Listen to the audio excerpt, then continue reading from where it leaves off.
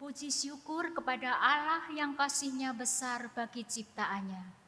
Hari ini kita merayakan keberagaman yang Tuhan ciptakan bagi Gereja Kristen Indonesia. Dalam keberagaman ini, kita terus diperkaya untuk memuliakan Allah. Ibadah saat ini dengan budaya Tionghoa. Mari kita puji Tuhan kita dengan menyanyikan Atas Bumi Nan Permai.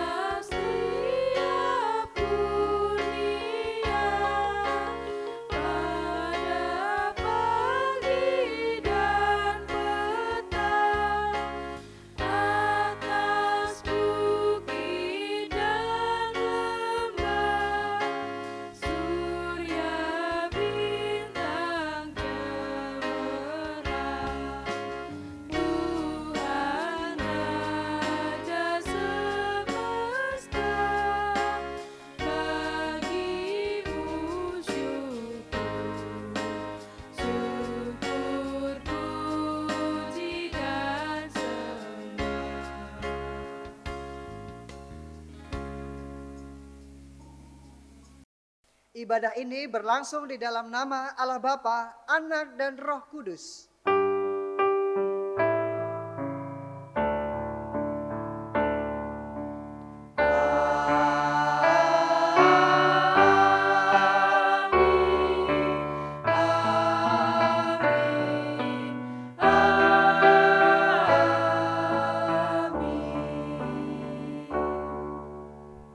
Kasih karunia dan damai sejahtera dari Allah Bapa dan dari Tuhan Yesus Kristus, serta persekutuan Roh Kudus menyertai saudara sekalian. Dan menyertai saudara juga. Saudara-saudara, hidup kita adalah sebuah perjalanan yang penuh dengan berbagai peristiwa dan pengalaman. Sejauh mana kita menghayati kehadiran Tuhan dalam pengalaman hidup, banyak rasa dan banyak cerita. Berapa banyak kesaksian hidup yang dapat kita ceritakan kepada banyak orang dalam hidup kita, karena hidup kita di dunia bukanlah milik kita, namun milik Allah Sang Pencipta. Maka hidup ini harusnya dijalani untuk memuliakan Allah.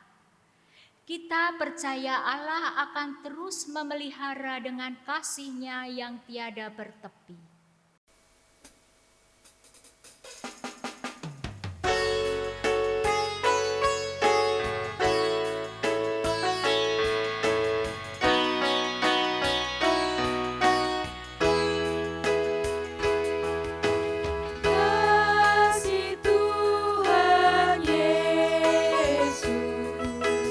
Tiada bertepi.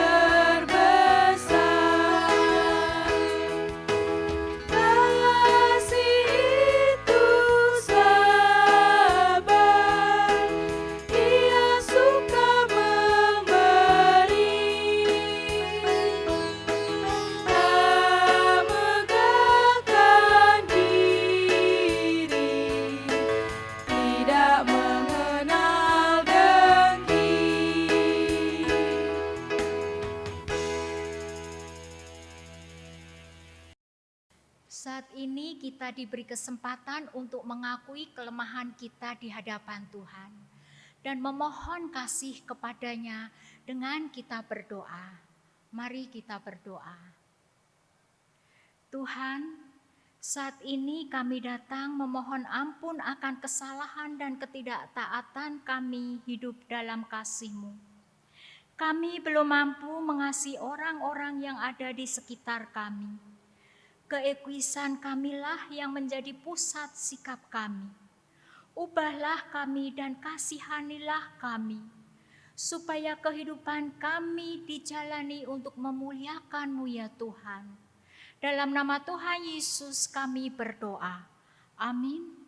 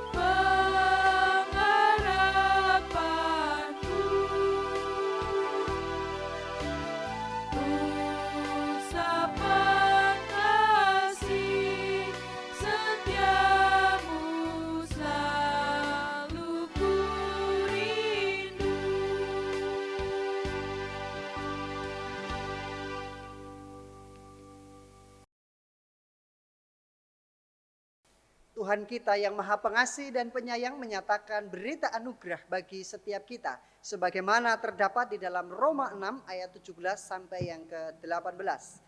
Tetapi syukurlah kepada Allah, dahulu memang kamu hamba dosa, tetapi sekarang kamu dengan segenap hati telah menaati pengajaran yang telah diteruskan kepadamu. Kamu telah dimerdekakan dari dosa dan menjadi hamba kebenaran. Demikianlah berita anugerah dari Tuhan. Syukur kepada Allah. Dalam Tuhan saudara menerima pengampunan. Dalam Tuhan saudara juga menerima pengampunan.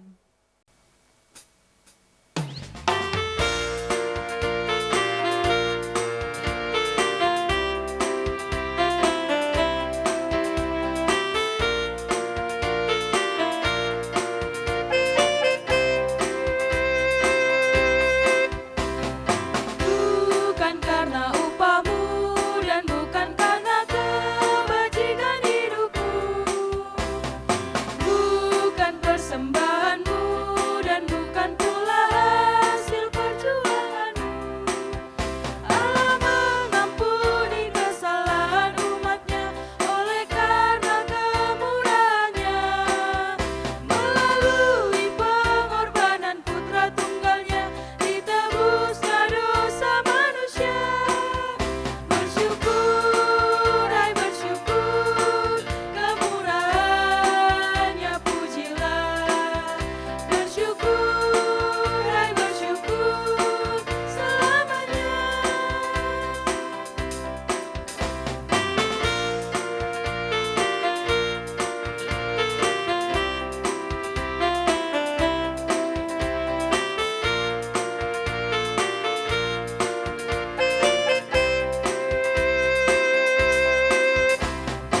Janganlah kau bermegah dan jangan pula meninggikan dirimu. Baiklah selalu merendah dan hidup dalam kemurahan kasih-Nya. Keangkuhan tiada berkenan kepadanya, orang sombong direndahkannya. Yang lemah dan hina dikasihinya penuh, yang rendah akan ditinggikannya. Bersyukur, hai bersyukur, kemurahannya pujilah. Bersyukur, hai bersyukur, selamanya.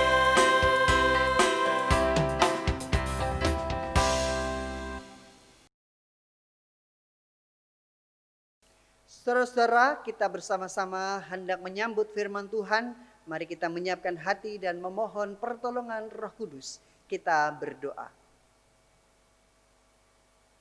Ya Tuhan, Sang Firman yang hidup, saat ini kami bersama-sama merendahkan hati kami untuk mendengarkan sabda Tuhan yang akan kami baca dan dengarkan. Bila Roh Kudus bekerja di dalam pikiran dan hati kami, memampukan kami untuk memahami sabdamu dan mengupayakan pembaharuan di dalam kehidupan kami masing-masing.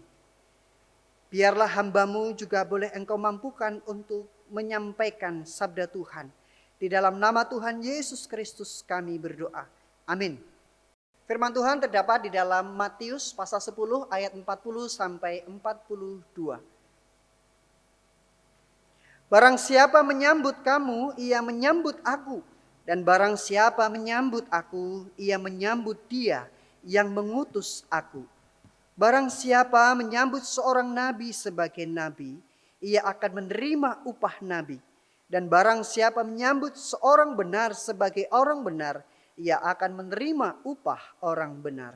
Dan barang siapa memberi air sejuk secangkir saja pun kepada salah seorang yang kecil ini, karena ia muridku, aku berkata kepadamu, sesungguhnya ia tidak akan kehilangan upahnya daripadanya.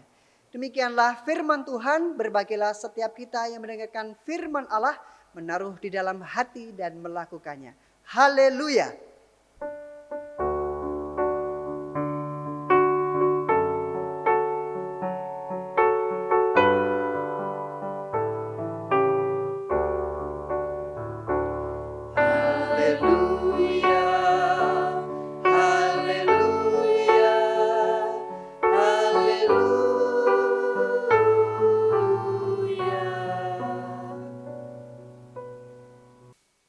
Saudara-saudara yang dikasihi oleh Tuhan, ada pepatah negeri Cina dari Laosu yang mengatakan perbuatan besar terdiri dari perbuatan-perbuatan kecil. Hal ini berbanding terbalik dengan pemahaman orang pada umumnya. Biasanya orang memahami perbuatan besar berasal dari orang-orang besar. Orang biasa, orang kecil tidak bisa melakukannya.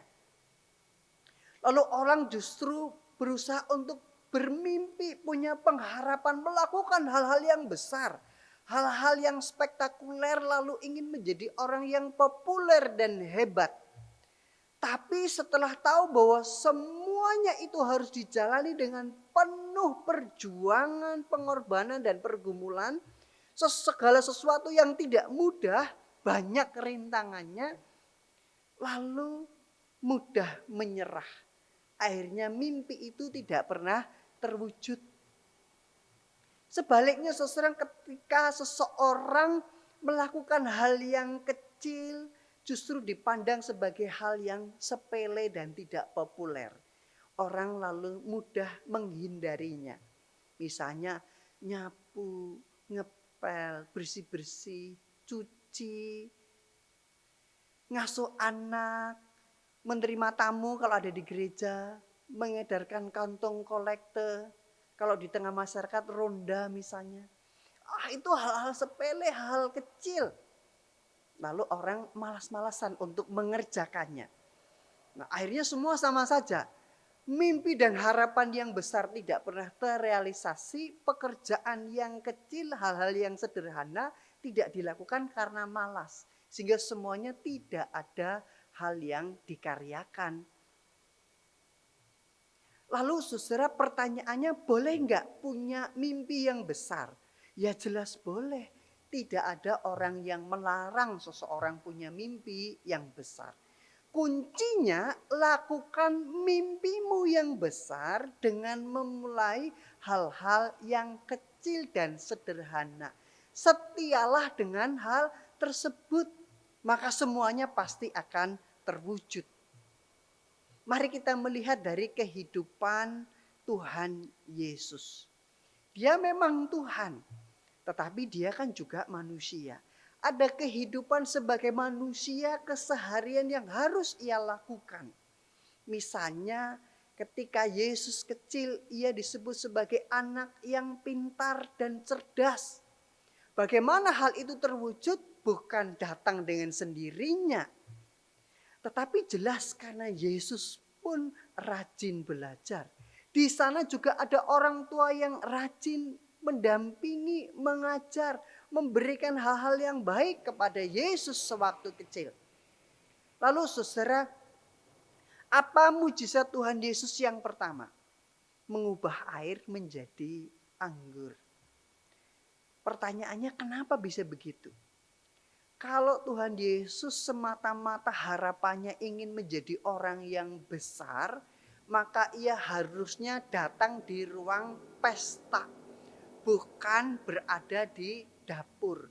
Kalau di ruang pesta, Yesus bisa jadi artis, pemimpin upacara pernikahan dan lain sebagainya. Di sana ia dihormati, di sana ia dihargai. Tetapi kenapa ia justru ada di dapur bersama dengan ibunya Maria? Bayangin kalau di dapur, saudara. Apa sih yang orang lakukan di dapur? Ya paling jelas masak, jadi pelayan, bersih-bersih, cuci-cuci dan lain sebagainya. Tetapi kesediaan Tuhan Yesus untuk berada di dapur menjadikan dirinya menyelamatkan dan menolong pesta pernikahan di Kana waktu itu. Lalu pada hal yang lain, di mana Tuhan Yesus sering melakukan hal yang besar, mujizat-mujizatnya. Justru ketika ia ada di Galilea. Sebuah tempat yang tidak populer, tidak seperti Yerusalem di mana semua orang punya keinginan untuk pergi ke sana. Di Galilea adalah tempat di mana orang-orang kumuh itu berada. Orang-orang yang pinggiran, gak ada apa-apanya di sana. Tetapi justru di dalam bacaan-bacaan Injil, Yesus setia ada di Galilea. Hadir di tempat yang kumuh bersama dengan orang-orang pinggiran yang seringkali dihindari oleh banyak orang. Tetapi dari sana Yesus justru bisa melakukan banyak hal yang memberi dampak bagi orang-orang di sekitar. Sebagaimana bacaan kita hari ini bicara soal upah. Jika dikaitkan dengan bacaan minggu lalu, ada perjalanan yang tidak mudah ketika seseorang mengikut Kristus. Ada pengorbanan, ada berbagai resiko dan mungkin juga resiko menderita. Tetapi Tuhan Yesus menyampaikan bahwa semuanya itu ada upahnya. Meskipun demikian saudara, segala sesuatu itu seringkali dipikirkan dengan kacamata yang memang tidak mudah dan sulit. Aduh, bisa nggak ya mengikut Tuhan Yesus, menerima panggilan Tuhan Yesus untuk melayaninya? Banyak resiko, banyak konsekuensi yang tidak nyaman dan tidak mudah. Lalu orang jadi ragu-ragu melakukan semuanya itu. Ragu-ragu untuk diutus Tuhan, menjawab panggilan Tuhan melayani dirinya. Lalu disinilah Tuhan memberikan sebuah nasihat dan kekuatan bagi para murid. Barang siapa menyambut mereka yang melayani, maka ia sedang menyambut aku, menyambut Yesus. Barang siapa menyambut Yesus, ia sudah menyambut Bapa di surga. Artinya Bapak Ibu dan Saudara, Tuhan itu maha hadir. Ini penting. Tuhan hadir dalam segala hal. Termasuk orang-orang yang ada di sekitar kita. Misalnya menyambut orang yang sudah berbuat baik. Menyambut mereka yang melayani kita. Menyambut orang yang peduli. Menyambut orang yang mengajar kita. Menyambut orang yang menyampaikan kebenaran. Menyambut orang yang peduli. Maka sebenarnya ia sudah menyambut Allah sendiri. Dan ternyata Allah hadir melalui orang-orang yang melakukan berbagai hal yang baik dalam kehidupan kita. Terutama orang-orang baik yang Tuhan utus untuk masuk dalam kehidupan kita semuanya. Saudara, menyambut dengan baik apa yang dikerjakan orang-orang di sekitar kita itu nilainya sama dengan menyambut Allah. Menyambut pasangan misalnya. Mengapresiasi dan mendukung semua yang apa yang telah ia lakukan. Maka nilainya sama dengan menyambut Allah. Termasuk juga menyambut anak, orang tua, pendeta, penatua, pelayan yang lain, Pak RT, Pak Lurah, dan lain sebagainya. Yang perlu kita sadari, dunia sekarang ini sedang krisis apresiasi dan surplus kritik. Sehingga orang malas untuk berbuat baik. Bukan karena orang itu memang mengharapkan apresiasi atau ucapan terima kasih dan penghargaan, bukan. Saya tidak berbicara soal itu. Tetapi minimnya apresiasi dan maksimal dalam kritik. Bukan sesuatu yang membangun. Sehingga itulah yang membuat orang enggan untuk berbuat sesuatu. Bukan karena tidak bisa, bukan karena takut dikritik, tetapi justru takut pada dirinya sendiri. Menganggap bahwa saya tidak sempurna. Sudahlah nggak usah, saya nggak bisa untuk melakukannya, saya tidak sempurna untuk melayani Tuhan dan lain sebagainya. Tetapi sebenarnya di balik itu karena minimnya apresiasi dan banyaknya kritik, bukan kritik yang membangun, kritik yang menjatuhkan. Sehingga justru orang-orang enggan untuk melakukannya. Maka Tuhan Yesus saat ini menguatkan kita bersama-sama. Tuhan Yesus mengatakan di ayat yang ke-42, menyambut dan melayani mereka yang kecil telah menyambut Allah. Keren gak tuh saudara? Tak perlu menjadi orang yang besar, cukup menyambut orang sederhana dengan perbuatan yang kecil. Dan itu hal yang baik, saudara sudah menyambut Allah. Allah hadir di sana. Menyambut nabi mendapat upah nabi. Menyambut orang benar mendapat upah orang benar. Saudara tak perlu menjadi nabi untuk mendapatkan upah nabi. Cukup sambut dan hargai mereka yang melayani saudara. Saudara mendapatkan upah nabi. Barang siapa memberi air sejuk secangkir saja pun kepada salah seorang yang kecil ini, karena ia muridku, aku berkata kepadamu, sesungguhnya ia tidak akan kehilangan upahnya daripadanya. Bayangin saudara, air secangkir yang hampir tidak ada harganya menjadi bernilai, menjadi mahal karena diberikan untuk orang yang dipakai Allah. Kita semua mungkin tidak bisa menjadi nabi. Saudara mungkin tidak semua bisa berkhotbah. Tidak semua bisa menjadi guru dan pengajar. Tetapi memberikan kebaikan kecil bagi mereka, upah saudara sama dengan apa yang mereka lakukan. Saudara-saudara yang dikasihi oleh Tuhan, saya ingin bersaksi dari perjalanan saya melayani Tuhan sebagai pendeta. Ketika sekolah teologi yang dilalui dengan penuh perjuangan dan perjalanan yang panjang, termasuk salah satunya dalam hal keuangan, ada banyak sekali orang yang menolong saya. Keluarga saya sendiri, ada mantan pacar saya yang sekarang jadi istri saya. Orang-orang yang juga Tuhan pakai untuk membantu saya. Salah satu yang ingin saya ceritakan adalah bude saya. Seorang penjual jagung bakar di alun-alun Kebumen. Bahkan maaf, ia juga tidak bisa membaca dengan baik. Ada banyak keterbatasannya. Setiap bulan selama saya kuliah, bude membantu saya dalam hal keuangan. Tidak banyak, tetapi hal itu sangat berarti bagi saya. Tidak hanya itu saja, ia juga memberikan nasihat-nasihat wejangan supaya saya menjalani kuliah dengan baik dan menjadi pendeta yang baik juga.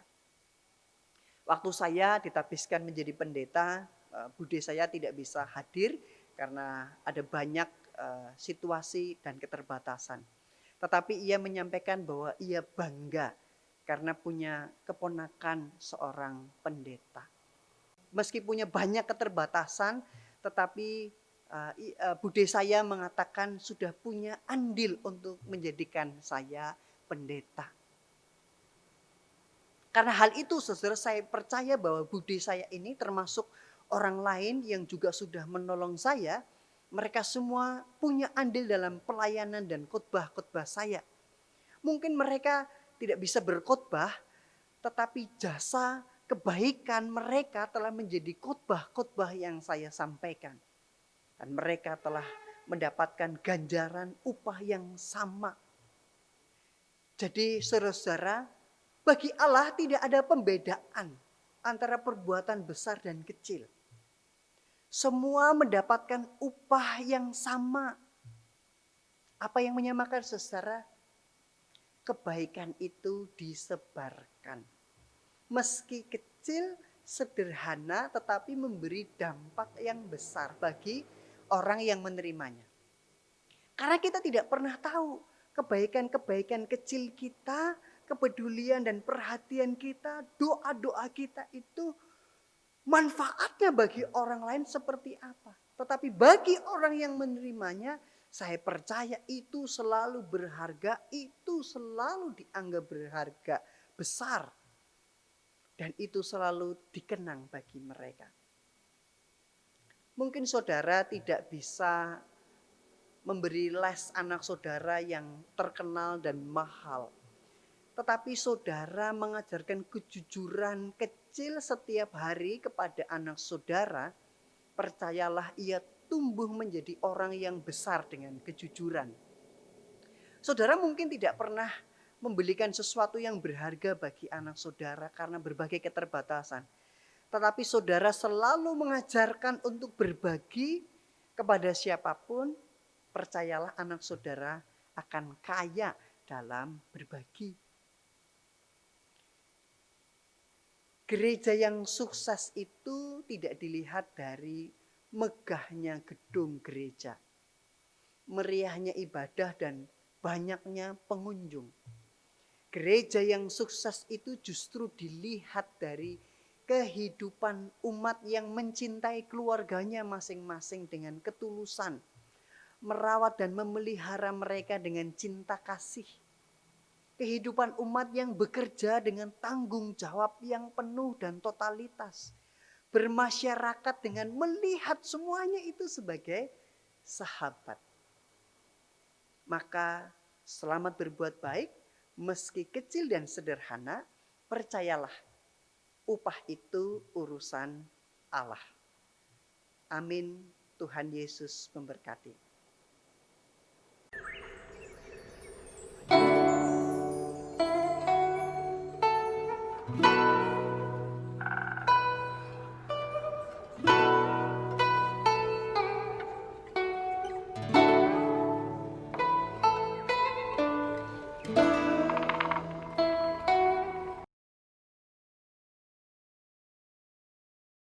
Marilah kita bersama dengan umat Tuhan dari segala abad dan tempat mengakui iman percaya kita seturut dengan pengakuan iman rasuli.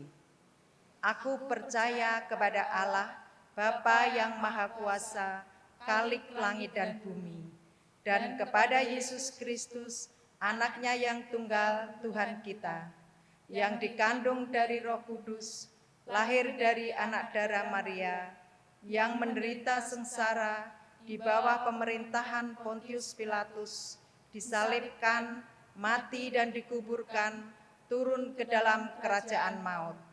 Pada hari yang ketiga, bangkit pula dari antara orang mati, naik ke surga, duduk di sebelah kanan Allah, Bapa yang Maha Kuasa.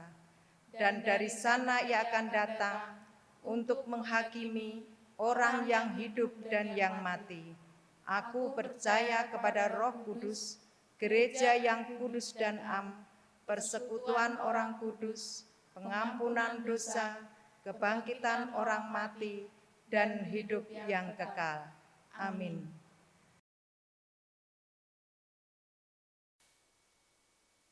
Tuhan, kami bersyukur untuk sabda-Mu yang menyapa kami, menguatkan dan menolong kami di tengah berbagai rintangan untuk mengikut dan melayani Tuhan. Ketika kami boleh melakukan hal-hal yang kecil, berbuat kebaikan dan berbagi bagi sesama, hal itu menjadi sama nilainya dengan menyambut Tuhan. Dan biarlah kami boleh mendedikasikan kehidupan kami di tengah orang-orang yang Tuhan hadirkan dalam kehidupan kami. Mencintai mereka, mengasihi dan merawat mereka dengan setia. Bahkan di tengah berbagai kesulitan yang harus kami hadapi, kami percaya Tuhan memberikan kami kekuatan dan kemampuan untuk terus menopang kehidupan orang-orang yang ada di sekitar kami. Saat ini ya Tuhan, kami berdoa bagi saudara kami di tengah berbagai pergumulan. Bahkan di tengah pergumulan dampak dari pandemi COVID-19 ini. Pergumulan ekonomi, pekerjaan, pergumulan studi, pergumulan pasangan hidup, dan berbagai pergumulan yang lain akibat perubahan berbagai situasi di mana kami harus beradaptasi. Kami percaya Tuhan hadir dan kehadiran-Mu boleh nyata melalui berbagai situasi termasuk orang-orang yang ada di sekitar kami. Kami juga berdoa bagi saudara-saudara kami yang sedang mengalami kelemahan tubuh, mereka yang sedang sakit maupun mereka yang sedang lanjut usia. Kami berdoa ya Tuhan untuk Ibu Esterani, Bapak Simanjuntak, Ibu Sugiyarti.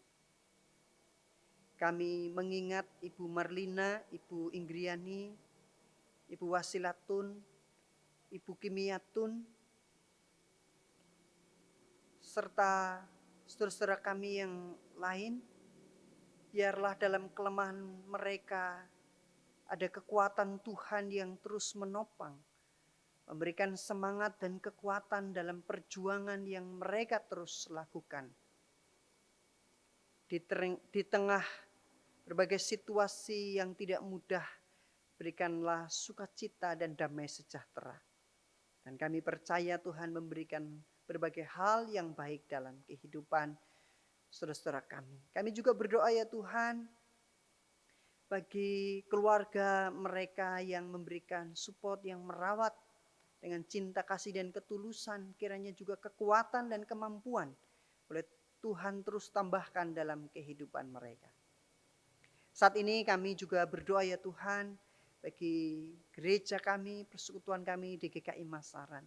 Kami yang sampai saat ini masih harus beribadah secara daring dan juga di rumah kami masing-masing. Kami percaya Tuhan pun boleh terus hadir di tengah ibadah, di tengah doa-doa kami. Biarlah kerinduan kami untuk bersekutu di gedung gereja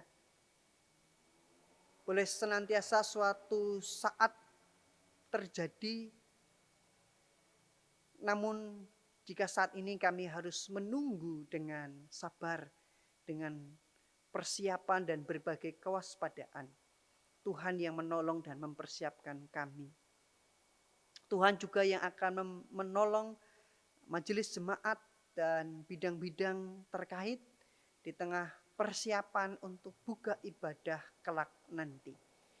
Sehingga kalaupun harus beribadah kembali di gedung gereja, semuanya boleh terjadi dengan aman dan mendatangkan berbagai hal yang baik, tidak mengancam kehidupan setiap umat yang hadir.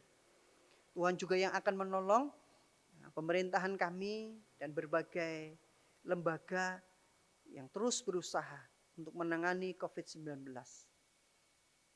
Pun juga tenaga medis yang berjuang bagi para pasien. Tuhan yang memberkati dan terus menyertai mereka semuanya. Kami berdoa ya Tuhan untuk anak-anak kami yang sudah lulus. Kami mengucap syukur atas berkat dan rahmat Tuhan bagi anak-anak kami. Mereka yang juga saat ini sedang mencari sekolahan, biarlah Tuhan yang memberkati dan menolong anak-anak kami mendapatkan yang terbaik bagi pendidikan mereka. Inilah ya Tuhan doa dan permohonan kami. Di dalam nama Tuhan Yesus Kristus kami berdoa. Amin. Dengan penuh sukacita, mari kita mengucap syukur melalui persembahan dengan didasari dari 1 Tawarikh 29 ayatnya yang ke-14. Sebab siapakah aku ini dan siapakah bangsaku sehingga kami mampu memberikan persembahan sukarela seperti ini. Sebab daripadamulah segala-galanya dan dari tanganmu sendirilah persembahan yang kami berikan kepadamu. Mari kita berdoa. Tuhan Allah yang bertakhta dalam kerajaan surga, terima kasih ya Bapa kalau saat ini kami masih diperbolehkan untuk menaikkan syukur kami. Bapa, inilah persembahan kami sebagai ungkapan syukur kami karena Bapa selalu memberkati dan merahmati kami melalui pekerjaan kami, melalui usaha kami. Ya Bapa, biarlah Bapa akan memberkati kami untuk hari-hari kami selanjutnya. Terima kasih ya Bapa, biarlah persembahan ini mampu untuk memenuhi segala kebutuhan gereja kami dalam pelayanannya. Kami naikkan doa ini hanya di dalam nama Tuhan kami Yesus Kristus. Amin.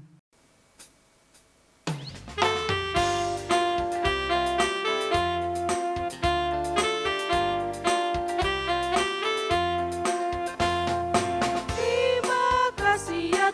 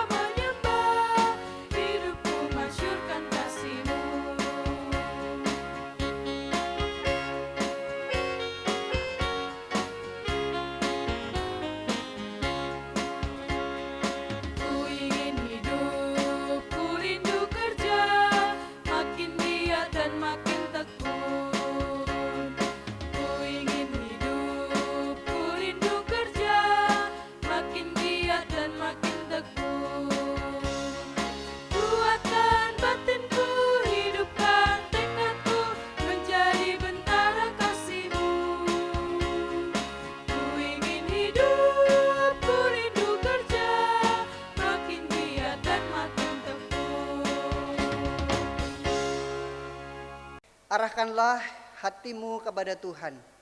Dalam segala keadaan, kami belajar mengarahkan hati kepadanya. Muliakanlah Tuhan melalui hidup dan lakumu. Dengan demikian, kami mempersaksikan Kristus, Terpujilah Allah Bapa, Anak, dan Roh Kudus. yang tidak pernah memisahkan kami dari kasih-Nya, sekarang dan selama-lamanya.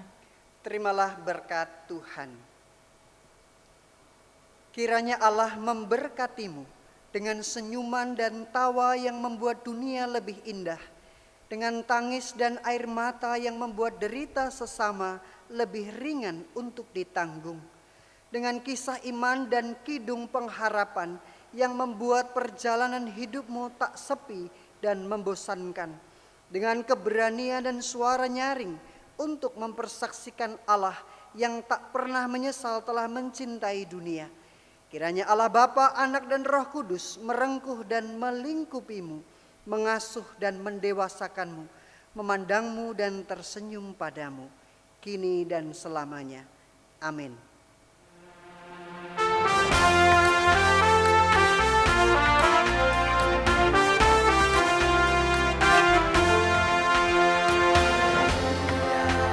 Haleluya, haleluya, amin. Di setiap kata dan karyaku, haleluya, amin. Haleluya, haleluya, haleluya, amin. Di setiap kata dan karyaku, haleluya, amin.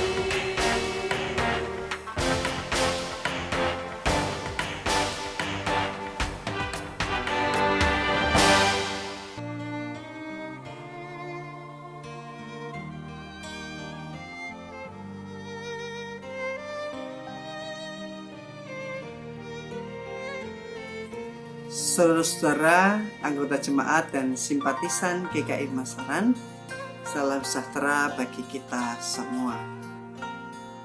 Seperti kita ketahui, penyebaran COVID-19 masih cukup tinggi di negara kita, termasuk di wilayah Sragen. Dan meski pemerintah sudah memperbolehkan untuk beribadah di gereja, namun Majelis Jemaat memutuskan menyambut hal tersebut dengan hati-hati. Sementara ini, kita masih akan beribadah online. Tentu kita semua sudah rindu ingin beribadah di gereja. Tapi bersabarlah, suatu saat kita pasti akan kembali beribadah di gereja kita. Pada dasarnya ibadah dimaknai sebagai persekutuan yang memberi kehidupan dan bukan yang mengancam kehidupan. Oleh karenanya, Majelis Jemaat memikirkan waktu dan cara yang tepat terkait dengan pembukaan ibadah. Kunci dari keberhasilan dan menjaga keselamatan bersama adalah disiplin. Upaya yang dilakukan pemerintah maupun yang dilakukan oleh gereja membutuhkan kedisiplinan. Hal ini menjadi budaya baru tidak hanya dalam keseharian namun juga dalam beribadah di gereja. Saat ini, Majelis Jemaat dan Bidang Persekutuan sedang mempersiapkan protokol kesehatan dan panduan beribadah yang tepat sebelum dibuka untuk umum. Ini menjadi budaya yang baru dalam kita beribadah di masa pandemi. Karena itu, kami menghimbau seluruh jemaat untuk jangan tergesa-gesa dan berilah kami waktu untuk mempersiapkan semuanya. Tetaplah berdoa dan tetap waspada. Doakanlah kami yang sedang mempersiapkan segala sesuatunya agar gereja dapat segera dibuka dengan aman. Doa kami untuk jemaat supaya dapat melewati ini semua dengan hati yang beriman. Kiranya diberkati kita semua dalam kasih dan perlindungan Allah Bapa, Anak, dan Roh Kudus. Amin.